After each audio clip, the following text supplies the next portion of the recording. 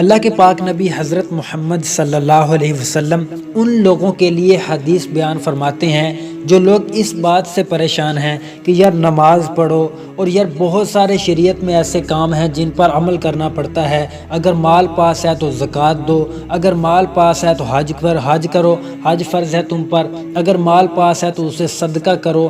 ایسے مسلمانوں کے لیے ایک حساب سے دنیا میں قید ہے۔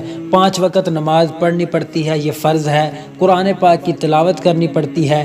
اس کے لیے اللہ کے پاک نبی حضرت محمد صلی اللہ علیہ وسلم کا ایک فرمان آپ سن لیں، یقین کریں جب آپ یہ فرمان سن لیں گے تو آپ کا دل کرے گا کہ ہم یہ کام شوق سے کریں۔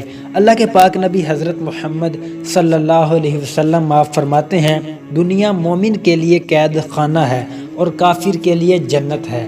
یہ دنیا جو ہے یہ مومن کے لیے قید خانہ ہے، کافر کے لیے جنت ہے، اور جو اگلا جہان ہے وہ مومن کے لیے جو ہے جنت ہے اور کافر کے لیے قید خانہ ہے۔ تو اس لیے اللہ کے ہر فرمان پر اور رسول پاک صلی اللہ علیہ وسلم کی ہر حدیث پر جو چیزیں فرض ہیں ان پر عمل کریں۔